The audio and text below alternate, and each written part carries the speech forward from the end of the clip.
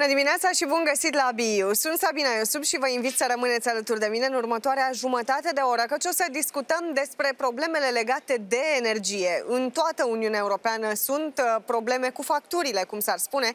Vedem însă ce se poate face. Today, here with me in the European Parliament in Brussels is, and thank you so much for your presence, Svetlana Penkova. Thank you so much.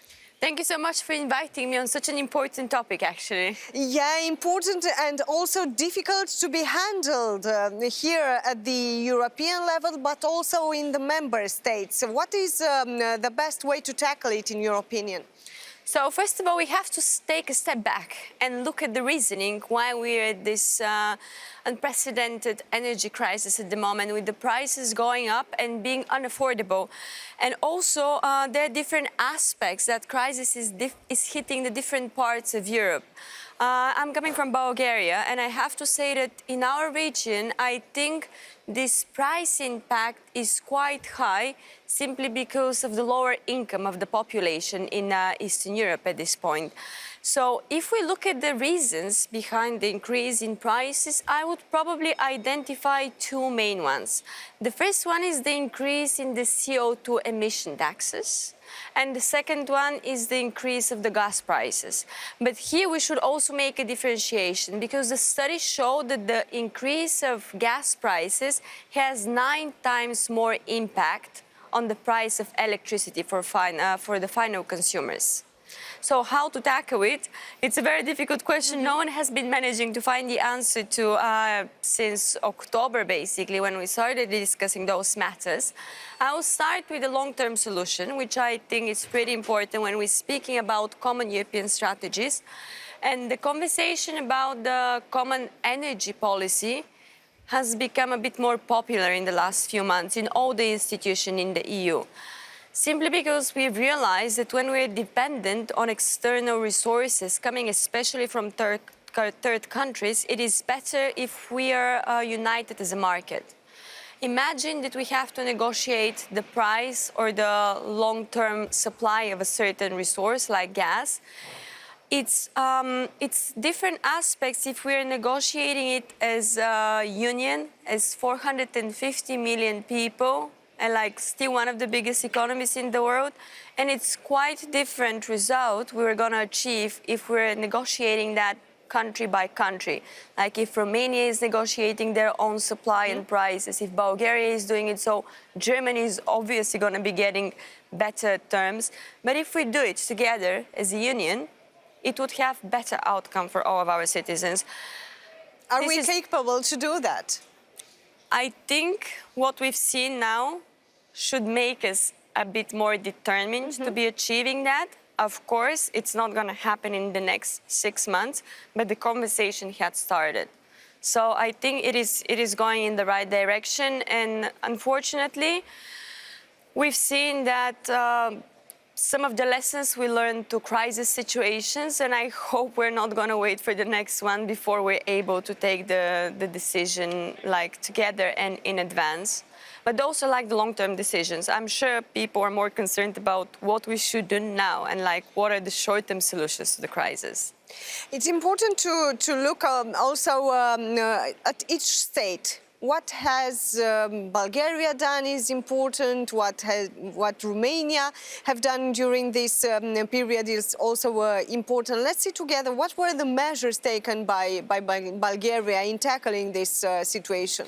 So the increase of electricity for final consumers in December and in January, now we're still waiting for the final bills, it's going to be between 200 and 300%, which is massive increase. Yeah, huge. So what we have decided as a government at the end of last year, we've set a ceiling on the prices for electricity for final consumers, and we've offered subsidies for the business and corporate consumers. So like the normal consumers of electricity would have seen a change in prices because of that law we had imposed. It is a bit controversial to set ceilings on prices like that, but we had no choice, so we had to do it for at least a few months to give time for everyone to adapt. And like, of course, this is gonna cost the government budget extra amount of money, but our main goal was to protect the Bulgarian citizens. And on top of that, we're also offering subsidies for the businesses and corporates, so they're able to operate and not cease their activities in the next few months. So the citizens are protected, mostly those vulnerable, I understand, and also the small companies in the near Small future. and medium-sized companies Small as and well. medium-sized. It's very important because we've seen the ceilings in Romania, for example, but also big bills, even though the ceilings were applied. I think it's important to look at each state because different measures taken have maybe different outcomes. For example, we've seen the situation of Spain, and I know you've debated it here at the European level. They've taken some measures during summer, starting summer actually, reducing VAT, for example, is another option to be put on the table. But when we are discussing about the European Union as a whole, I think the most important is the combination between the measures and the final outcome.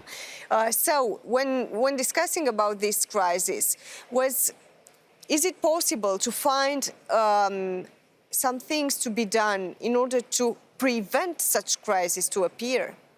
Not to react, but to act before. To be ready for the next exactly. one, of course. So instead, like supplementary to the common energy policy that I've mentioned, which I'm sure is going to have has its future now. We should be speaking more actively and in more informative manner about the Green Deal and the green transition, because there were voices now that were saying that because of our priorities for the green transition, we've caused the energy crisis, which is absolutely not true. Because one of the main prerogatives of the green transition is to switch from the energy sources that are dependent on additional resources, like in terms of additional materials or like raw materials, that we have to import. So if we're speaking about investing more in renewables, then we would not be facing that matter.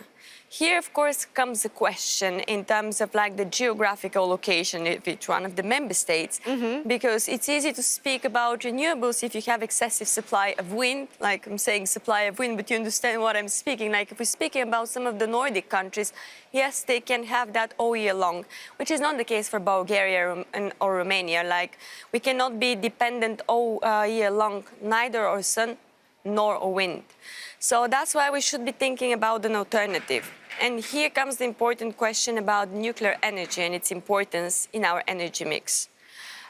Simply because if we want to be doing that transition, if we want to be switching from like the codependency and like the carbon neutral energy sources, we need to have an alternative that would be able to provide us permanent energy supply all year long. And like for our geographical region, I think nuclear is quite a sufficient source of that. Those who are opposing are those who are not benefiting from nuclear energy or have some other options. We know the debate here at the European level that maybe we should look twice, let's say, at the nuclear energy. What should we do, though? So we've seen some of the countries actually changing their positions on that matter, because they're starting to realize that you cannot be dependent only on renewables. Should be a sufficient part of our energy mix, but we still need some more time to get there. So we've seen that switch in positions from the Netherlands, that they've recently been opposing to nuclear, are at the moment developing 2 nuclear plant projects. So in terms of having the proper debate, we have to base it on science and the technological developments in the sector. So the main concern is what are we doing with the waste management and like the waste storage, and like if this could be considered green and sustainable energy source if there is so much waste. However, there are a lot of technological developments in the sector at the moment that are allowing us to handle the waste from the nuclear waste in a much better way, that it doesn't last for hundreds of years after it has been produced, but it could be easily decomposed. So what we should do in the European Parliament, and I think this is the position of our group, would be to have a science-based approach and evaluation of the sector to be able to have a proper position, which is not simply pro or against, but it is based on what has been the development in that area. It's actually a position with solid arguments. Exactly, that's the like idea. science-based arguments. Yeah. That's the key here, because otherwise we could all speak about safety matters. We can all speak about if it's green or not. But if it's just semantics, like, this is not a strong argument when we're speaking about the future energy mix of Europe and the future of our economy and our citizens. Thank you so much for being with us today and explaining the situation in your country, but also the discussion at the European level.